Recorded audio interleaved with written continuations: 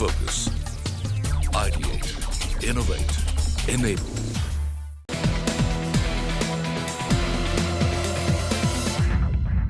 Hello and welcome to this week's episode of Making It Big. I'm your host, A.B. Ravi. This week's story reminds me of the bestseller, The Monk Who Sold His Ferrari, written by Robin Sharma. Except for the fact there is one big difference. The monk in Sharma's version tasted success first before he embarked on a spiritual path. But in the case of the hero of this week's episode, it was other way around. After his graduation, Suresh Vazirani began looking for his life calling. Finding none, he chose to become a social worker and almost ended up being a monk. But what changed his fortune was his visit to Mumbai's Justlock Hospital to meet the socialist leader Jayaprakash Narayan, who was undergoing a dialysis treatment. There, he accidentally stumbled upon a business idea that changed his life forever.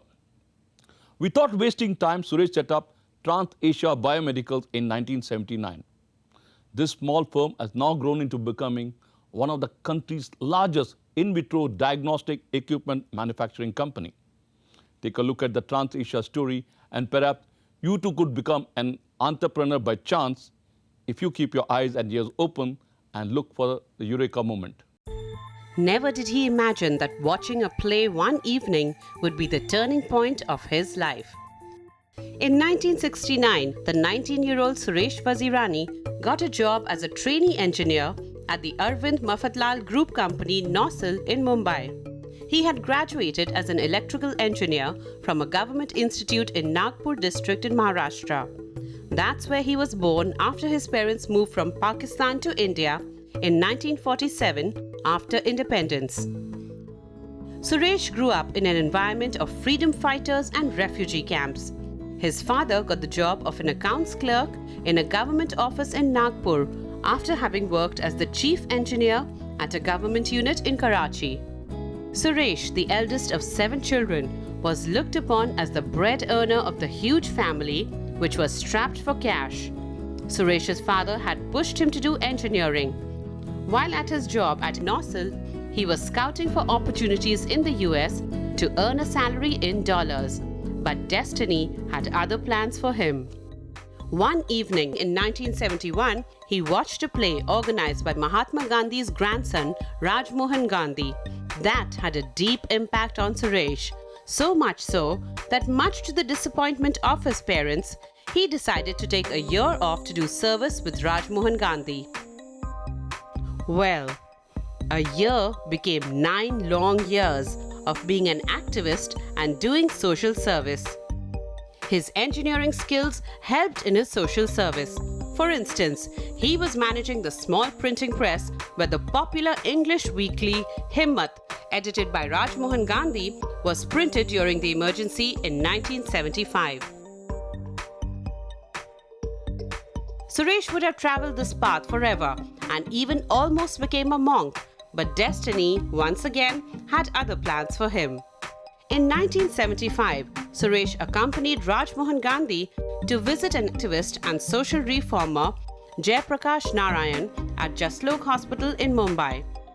It was then that he saw how inadequately equipped hospitals were as far as diagnostic machines go. Post this event, Suresh had a deep conviction to change India's healthcare landscape. He decided to set up a diagnostic equipment company at a time when India was hardly exposed to diagnostics. But conviction alone cannot run a company. Suresh had just 250 rupees in his pocket and knew absolutely nothing about diagnostics. Fortunately, a friend, seeing Suresh's passion and determination to do something good in the healthcare space, offered him 1 lakh rupees. What did Suresh do with the money? He decided to take a trip around the world in the next 6 months to understand the diagnostics available in other countries and visited 70 companies. He came back and set up Transasia Bio-Medicals in 1979. The company began with importing dialysis machines from a Japanese customer and became a distributor for those machines in India.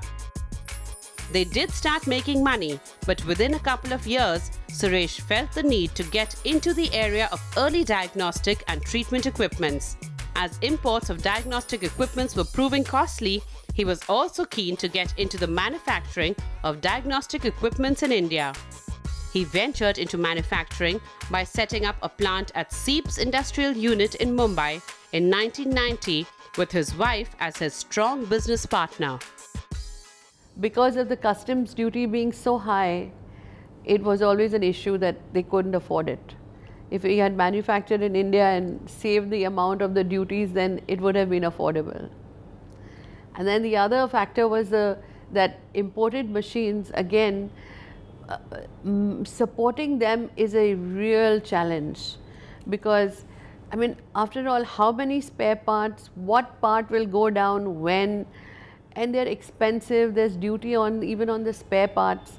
So it's quite a horrendous task for anybody to support imported machines in this country. That's when we decided, that this is really something that we need to do for ourselves. I mean, how long are we going to depend on these imports? And we finally came to the realization that, we just have to do the most difficult thing of designing and manufacturing our own equipments and have the whole solution, homemade, so that everybody could just rely on us. So that's when we decided to go all out and stick our neck out and tackle all, the uncertainties of making in India and overcoming challenge after challenge. And God, it took us forever, but finally we did it.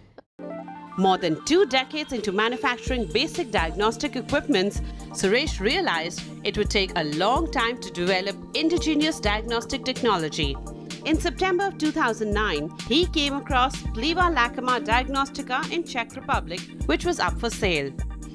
This was a company with a 40-year tradition in the development, manufacturing, and sale of products for urine analysis, clinical chemistry, microbiology, and hematology. Suresh realized that though the company was a loss-making unit, it was a good buy for the technology it would offer. He bought it for around 40 crore rupees. That set the ball rolling for many more such acquisitions. Transasia went on to buy 9 foreign companies over the last 5 years and set up a subsidiary in Russia. Today, the Transasia Group has manufacturing facilities across the globe in USA, UK, Czech Republic, Italy, France, and Turkey. Its latest acquisition of Lumora, a UK-based patented molecular technology, has made Transasia one of the selected few global companies with its own patented technology for molecular testing. That saw Transasia Bio-Medicals turnover rise from 33 crore rupees in 2009-2010 to 800 crore rupees in 2014-2015. It has become one of India's largest in-vitro diagnostic companies with an employee strength of 1,200.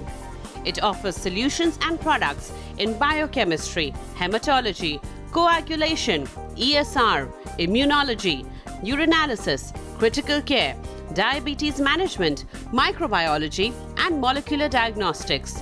In fact, Transasia is the first Indian company to manufacture and export sophisticated state-of-the-art blood analyzers and reagents, all under the brand name Erba, to more than 100 countries in 6 continents. We have been sourcing from Transasia since the last 30 years. Transasia for me epitomizes quality diagnostic solutions. From Transasia, we source a large range of diagnostic equipments and a large reagent test kit portfolio that are especially tailored for the Indian market conditions. The kind of industry that we are in, any delay in the issuance of the test report can prove to be extremely harmful to the patient's health. Thus, it is imperative that all our machines are kept in a high degree of serviceability. Transasia comes up to our extreme standards. A strong sales and technical support team has been Transasia's strongest pillar. As a customer, that is what I look for in a supplier. With his core philosophy to do service, Suresh Vazirani has made his business a success. Coming up after a short break, CNBC TV 18's Veena Krishna catches up with Suresh Vazirani, founder of Transasia Bio-Medicals, who reveals his unusual business journey. Also joining us on the show is banker Sandeep Uppal of HSBC.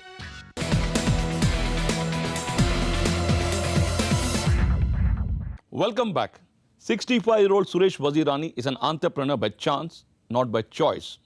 What comes out loud and clear in the success story of Transasia Bio-Medicals is the founder's mantra of acquiring company abroad for technology and making the equipment in India so that it can be sold for a competitive price in the local market. CNBC TV 18's Veena Krishna caught up with the founder, Suresh Vazirani, to find out how he proposes to grow 5 times by 2020. This is what he has to say. Take a look. Hello, Mr. Vazirani. Sandeep, thank you for joining us. Mr. Vazirani, if I can go back in the 20s, in your 20s, okay, what made you want to be an activist or social worker? When I was young, when I was 19, I happened to meet a very interesting group of people, including the grandson of Mahatma Gandhi. And through them, I learned about this thing called one's destiny and the sense of purpose for life. So this really made me think, that what is my calling for my life? What is the purpose of my life? What is my destiny? And through this thinking and finding solutions to it, this took me to places. Okay, so then how did diagnostics and specifically in vitro diagnostics become your calling? Search for a purpose for my life. I realized that healthcare in India is something that's very needed. I realized that most people do not have proper healthcare. And also when they do fall disease, then they do have disease, they cannot do anything about it because it's so expensive. So I realized that prevention of disease is something that India needs. And I tried to see, is it something that I can help with? So through prevention of disease, through diagnostics, this was my purpose in life. And this is when I decided to start a diagnostic company called Transasia Bio-Medicals. Okay, so why did you think diagnostic equipment business and specifically in vitro diagnostics was your calling? Well, my foray into this field was very, I would say, incidental. I spent 9 years in what is called social work or voluntary work in India, including working with Jayaprakash Narayan in the Navnirman movement. Also, I was associated with an organization called Moral Rearmament, which is based on building values and ethics in country and people. So during this time when Jayaprakash Narayan was leading the movement, you would have known that he had a kidney failure and he was on dialysis. And he was admitted in Jaslok Hospital, where he used to have the dialysis every second day. Yeah. And I used to, spend time with him, got to know him, and also we used to lead the prayer meetings every day. He was a great leader of India, and whole India looked up to him. Yeah. One day I was sitting with him, and the doctor who was attending on him in Jaslok Hospital was very worried and nervous. So I said, "Is anything wrong?" So the doctor said, "You know what? We have 2 dialysis machines. One dialysis machine is not working. The other one is, I'm not sure, it's very erratic. Yeah. Tonight, Jayaprakash has to have a dialysis because today is 3rd day. So I'm very nervous what will happen. If the machine doesn't work, Jayaprakash Narayanji could fall seriously sick." So that really got me concerned. And I told him that, "Why don't you call the engineer?" He said, "I'm trying to locate the engineer, but he's not in Bombay. He's somewhere in North India. And the earliest he can get back is tomorrow." So I'm really desperate somebody's help. So spontaneously I said, "Can I help? I'm supposed to be an engineer, though I don't know anything about dialysis machines. But maybe let me have a try." He said, "Wow," he was very relieved. So he gave me the machine and the manuals, and I sat there. And in 3-4 hours time, I was able to make one machine working properly. And Jayaprakash had the dialysis as normal that night. So that made me believe that, the technology, healthcare technology is so important for people. And also the key lies in after-sales service. So this really made me, think about the needs of our country, the healthcare needs of it. So that's why I felt, what should I be doing for my life? What would I like to do? And of course, I wanted to earn money, but also I wanted to do something for my country, for my people, where I can be useful. And after a lot of thinking and searching, the answer came that I should focus on the diagnostics, which will help prevent disease. Because as I mentioned, that prevention costs only 10%, but curing costs 10 times more. And countries like India, Asian countries, cannot afford to spend big money on the curative, the surgeries, the dialysis, and those things. But it's possible to prevent disease through early diagnosis. So I decided to spend my life focus on diagnostics. Yeah, but in 1979, so when you started Transasia Bio-Medicals, you were quite out of tune in some sense with the world, and you did not know much about diagnostics. So how did you get the ball rolling? But I had no experience. I had no idea what diagnostics was all about. It was just my inner conviction.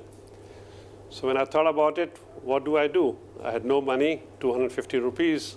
Fortunately, at the right time, a friend of mine came and said, Suresh, I want to give you some money to help you establish your business. And he gave me 1 lakh rupees. And 1 lakh rupees in 1979 was a lot of money. Even though I was very reluctant to take, I say, I'm not sure whether my business will succeed, whether I'll be able to pay back 1 lakh to my dear friend. But he had a great faith in me. He said, Suresh, I know you will succeed, and you will pay me back all the money and with interest. So this kind of people's faith in me made me think that maybe it's the right thing. And guess what did I do with that 1 lakh rupees? I went and bought a round the world ticket. Good for you. And I wrote to about 400 companies worldwide, wrote them letters. Those days there was no email or no long distance telephone, no fax. So I had to write the letters with my own typewriters, post them, and we'll wait for a reply after 1 month. And I wrote to the 400 companies worldwide that here I'm a young person, young engineer from India. I believe India needs diagnostic technology, and I would like to help in that process. And would you as a company help me do that? So about 70, 80 companies wrote positive reply, encouraging reply, invited me to visit their companies, their factories, and they're willing to teach me, tell me about the company. So the round the world ticket for 6 months, I visited these 70 companies across in Europe, Western Europe, Eastern Europe, USA, Japan, Korea, Taiwan, Singapore. And after 6 months, when I came back with a lot of knowledge about diagnostics and about the industry, and I felt here is something I can start. But of course, again, I had no money. But fortunately, 2 of these companies had believed in me. And even though I had no office, no telephone, they decided to make me their distributors for India. So I came back after 6 months. I was in business. I started selling these diagnostic machines with God's blessings. Within few days, I got 3 orders from 3 doctors together. So this is how the whole thing started. Okay, so Sandeep, what is it that has made them a leading player? It's quite a fascinating story, and just listening to Suresh, it seems like while the start of it was, let's call it accidental, because I don't think many people in business or wider environment knew about diagnostics. So I think that was in a way because of circumstances accidental, but after that there seems to be a show-footedness whereby Suresh, the company, have seen opportunities and capitalized on them. So one was the whole journey of importing, distributing, creating an after-sales service which didn't really exist, made the customer sticky with them, then seeing the opportunity that to sell more machines you got to manufacture, being able to manufacture. Once you get the expertise to manufacture, you sell in India, but you can export and sell overseas as well. There were gaps in technology in the product offering they saw. Again, they saw opportunities because in the developed world, whether it was Europe and some companies in the US, which are available on sale and they could buy them to access both the technology and product. And now we believe that they reached a stage where you got a good mix of Indian-led revenue, overseas revenue, manufacturing in India, manufacturing technology from outside, and you got this massively expanding market in India. So the key would be, how do you funnel what you have, the product range and the technology, into this rapidly expanding Indian market? So Vazirani, can an entrepreneur always run his business with the aim of social responsibility? I believe that's the only way you can run a sustainable business. If you are a fly-by-night operator, then it doesn't matter. But if you want the company to be, to continue to do its role for 10, 20, 50, 100 years, the only way it is to have a social conscious and ethical values. The business based on ethical values is the only thing that will last forever. Otherwise, it's like a dream. So I believe, and that's what we have built Transasia on. These are the strong foundations that we have built Transasia on, the social conscious and ethical. What do you say are the three key factors that has made you a successful businessman? Social conscious is one. We want to be aware of what the people want. How do we meet people's needs? That's very important. It's not important what the company's needs are, but what the people's need. Are we meeting those needs? That's one. Are we meeting them in an affordable way? Are we able to provide them the services and equipment at the prices they can afford? And third thing, I believe, is the after-sales service. Are we supporting the people? Are we able to, provide them the after-sales services which they need? You sell equipment once, but you need to support them for 10 years. We have customers using our equipment for 15 years still, because of our excellent after-sales service. So I believe these are the secrets of Transasia's success, and we want to build on them more and more. Thank you, Mr. Vazirani. Thank you, Sandeep, for joining us. Well, that was Suresh Vazirani articulating his past, present and future very eloquently. These are the mantras he implemented to build Transasia Bio-Medicals. Listen to your inner voice. Social consciousness is extremely important in business. Acquire the latest technology. Believe in Make in India. And finally, put the needs of the customer first. Unusual mantras from an unusual entrepreneur. With today's episode, we come to the end of season 6 of Making It Big. Over the past 12 weeks, in the course of this series, I and my colleague Veena Krishna met up with several successful entrepreneurs across the country who have made it big in their world of business. It was an eclectic mix of entrepreneurs. These entrepreneurs are concrete proof that India is an idea whose time has come. On that positive note, it is time to say goodbye from the entire team here. We will be back soon with season 7 and bring you more such inspirational and aspirational stories. Till then, keep watching CNBC TV 18.